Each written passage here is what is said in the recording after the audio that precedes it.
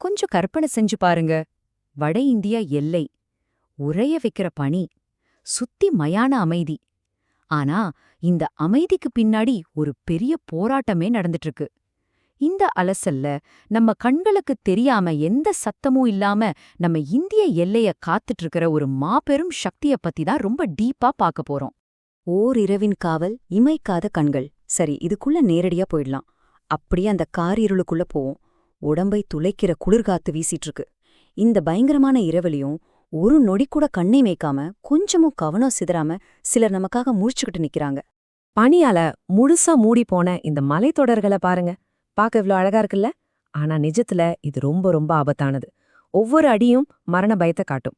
வழுக்கலான பாறைகள், உறைஞ்சு போன பாதைகள், இந்த மாதிரி ஒரு கரடு முரடான இடத்துல தான் அவங்க ஒவ்வொரு ராத்திரியையும் கழிக்கிறாங்க. பிரச்சனை வெறும் பனி மட்டும் இல்லங்க. ஒரு பக்கம் கொட்டி தீர்க்கிற மழை, இன்னொரு பக்கம் கைய நீட்டினா கூட தெரியாத அளவுக்கு கும்மிருட்டு, அதுக்கும் மேல எலும்பையே நடுங்க வைக்கிற குளிர். யாருக்கு இருந்தாலும் உயிரே போற அளவுக்கு பயம் வரும். ஆனா அங்க நிக்கிற அந்த வீரர்கள் ஒரு இன்ச்சு கூட பின்வாங்கல. மலை மாதிரி அப்படியே உறுதியா நிக்கிறாங்க. அந்த நடுங்க வைக்கிற ராத்திரியில திடீர்னு இந்தியா நேபாள எல்லைக்கு கிட்ட ஏதோ ஒரு சந்தேகப்படுற மாதிரியான அசவு. அவ்ளோ நேரம் அமைதியா இருந்த இடம் ஒரே செகண்ட்ல பதட்டமா மாறுது. இப்போ என்ன நடக்கும்னு நினைக்கிறீங்க? அந்த இருட்டுல யார் உள்ள வர பாக்குறாங்க? இந்த ஒரு நிமிஷம் அந்த ஸ்பாட்ல எவ்ளோ டென்ஷனா இருக்கும்னு கொஞ்சம் ஃபீல் பண்ணி பாருங்க. பல மணி நேரமா கண்ணுல விளக்கெண்ணைய விட்டுக்கிட்டு கவனிச்சதுக்கு அப்புறம் சட்டவிரோதமா எல்லைய கடக்க முயன்ற ஒரு கும்பல நம்ம வீரர்கள் கையும் களவுமா பிடிச்சிட்டாங்க. அந்த ராத்திரி எந்த ஆபத்தும் இல்லாம நம்ம நாடு ரொம்ப பாதுகாப்பா இருந்ததுக்கு காரணமே இருட்டுல மறைஞ்சிருக்கிற இந்த விழுப்புமிக்க காவல்காரர்கள் தான். அப்பாடான்னு பெருமூச்சு விட வைக்குதில்ல. இந்தியாவின் அரண், ஆயுதங்களை தாண்டி. இதுவரைக்கும் நம்ம பார்த்தது ஏதோ சினிமா சீன் இல்லங்க. இது நிஜத்துல தினமும் நடக்கிற ஒரு விஷயம். இவ்வளவு அர்ப்பணிப்போட வேலை செய்யற அந்த ரியல் லைஃப் ஹீரோஸ் யார் தெரியுமா? அவங்க தான் சஷஸ்திர சீமா பல், அதாவது சுருக்கமா SSB. இவங்க தான் இந்தியாவின் இரும்பு கோட்டை. இவங்களோட வேலைன்றது எல்லையில துப்பாக்கிய பிடிச்சுக்கிட்டு நிக்கிறது மட்டும் இல்ல. இங்கதான் ஒரு ஆச்சரியமான விஷயம் இருக்கு. அவங்க எல்லையோர கிராம மக்களை பாதுகாக்கறாங்க, கடத்தல தடுத்து நிறுத்துறாங்க. அது மட்டும் இல்லாம ஏதாவது இயற்கை பேரிடரோ இல்ல அவசர காலமோ வந்தா அந்த மக்களுக்கு ஒரு பெரிய உயிர்நாடியாவே முன்னாடி வந்து நிக்கிறாங்க. 1962 SSBயின் கதை. காவலர்களின் தோற்றம். ஒரு இராணுவப் படை எப்படி மக்கள்கிட்ட இவ்ளோ நெருக்கமா இருக்க முடியும்னு தோணுதில்ல? இத புரிஞ்சுக்க நாம கொஞ்சம் வரலாற்றை திரும்பி பார்க்கணும். குறிப்பா 1962ல நடந்த இந்தியா சீனா போருக்கு பிறகான காலகட்டத்துக்கு போகணும்.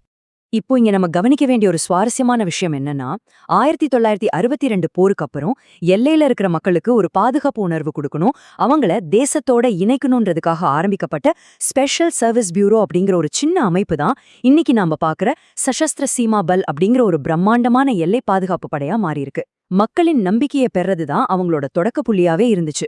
இதுதாங்க அவங்களோட ரியல் சக்சஸ். SSBயின் முக்கிய பணிகள்.